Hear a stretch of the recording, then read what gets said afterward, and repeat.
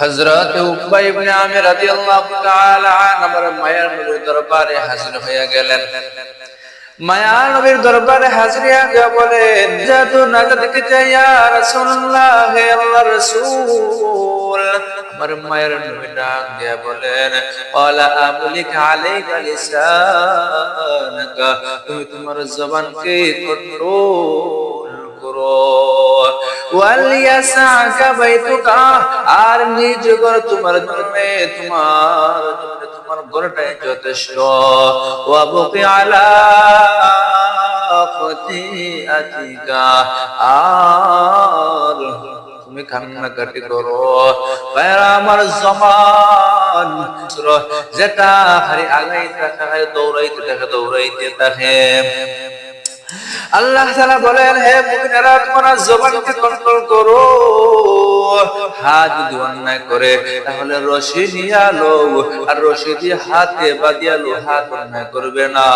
কান যদি অন্যায় করে কানের মধ্যে পট্টি লাগাই দাও, ছিদ্র বন্ধ করে দাও, কান আর অন্যায় করবে না। চক্ষু যদি অন্যায় করে তাহলে ওই চক্ষুর মধ্যে কালো একটা পর্দা লাগাইয়া দাও, তাহলে চক্ষু আর অন্যায় করবে না। পা যদি অন্যায় করে পায়ের মধ্যে রশি দিয়া বাঁধিয়া লো, পা আর অন্যায় করবে না। আর জবান এমন একটা মুবারক অস্ত্র, এই জবানের মধ্যে রশি দিয়া বাঁধা যাইবে না। তাহলে কেমনে বাঁধবো? রশি দিয়া দেহ বাঁধা যাইবে না। আল্লাহ তাআলা তো বললেন জবানকে কন্ট্রোল করো। জবানকে কেমনে কন্ট্রোল করবা? হাত অন্যায় করলে বাঁধিয়া দিয়ে কন্ট্রোল হইয়া যায়। চক্ষু অন্যায় করলে চক্ষুর মধ্যে পট্টি লাগাই দিলে, কালো একটা পর্দা লাগাই দিলে চক্ষু অন্যায় করা বন্ধ করে দেয়।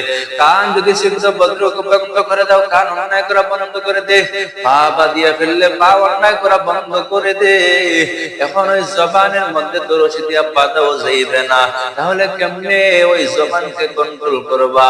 এই জবানকে কন্ট্রোল করতে হলে এখন যদি বলো রশি দিয়া বাঁধিয়ালো, তাও পারা যাবে না। তাহলে সুইয়ের সুতানো জবানকে কন্ট্রোল করে সেলাই করো, তাও হবে না। তাহলে কি বলে কষ্ট লাগায়া দাও জবানের মধ্যে, বলে তাও হবে না। তাহলে জবানকে কেমনে কন্ট্রোল করবো?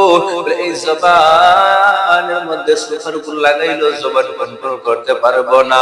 তাহলে কি এই জবান এমন একটা অস্ত্র, এই জবানের দ্বারা একটা মানুষ আমার বন্ধু পরিণত হইয়া যায়, আবার এই জবানের দ্বারা একটা মানুষ আমার দুশমন হইয়া যায়। এই জবানের দ্বারা আমি ভালো না খারাপ নির্ণয় করা যায়। এই জবানের দ্বারা আবার আমি ব্যবহার কেমন তাও নির্ণয় করা যায়। এই জবানের দ্বারা একটা মানুষের অন্তর নরম হইয়া যায়। এই জবানের দ্বারা উলামায়ে কেরামের কথার দ্বারা মানুষ আবার নরম হইয়া বন্ধু পরিণত হইয়া যায়। তাহলে হাত অন্যায় করলে হাত বাঁধা যায়, পা অন্যায় করলে পা বাঁধা যায়, চোখ অন্যায় করলে কালো একটা পর্দা দিয়া দেওয়া যায়। কান যদি অন্যায় করে ছিদ্র লাগে, ছিদ্র বন্ধ করে তা অন্যায় করে বন্ধ করে দিবে। ওই জবান নামক মুবারককে যদি তুমি বন্ধ করতে চাও অন্যায় হতে, তাহলে এক নম্বর মেডিসিন, আমার আল্লাহর মেডিসিন, আল্লাহ তাআলার ওষুধ ব্যবহার করতে হবে। এই ওষুধ দিয়ে কোনো ফার্মেসিতে পাইবা না, মার কাছেও পাইবা না, বাবার কাছেও পাইবা না। এই অস্ত্রের সমাধান এই জবানকে কন্ট্রোল করতে হলে মেডিসিন তুমি কই পাইবা?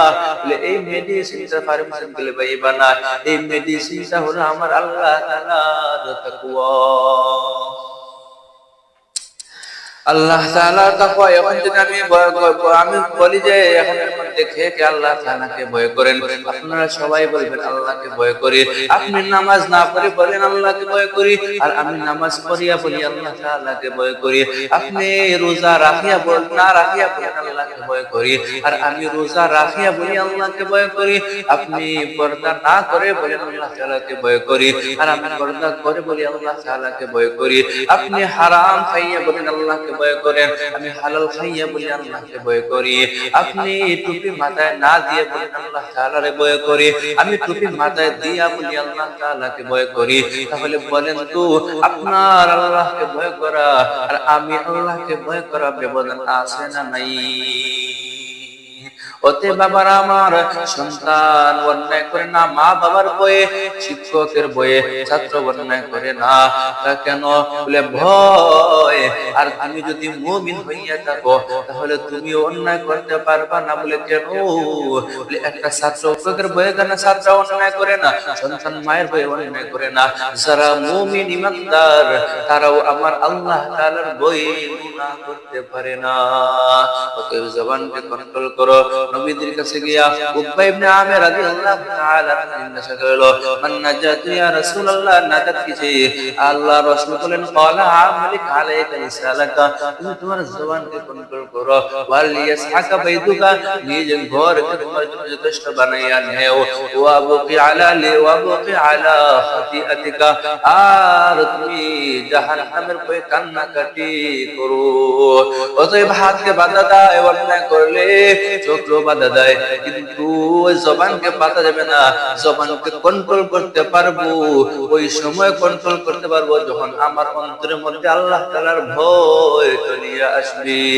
আল্লাহ তাআলা যেন আমাদের সবাই রে আল্লাহ তাআলার ভয় ঢুকাইয়া এই জবানকে সঠিক স্থানে ব্যবহার করতে পারি। আল্লাহ যেন আমাদের সবাই তৌফিক দান করেন। আমিন।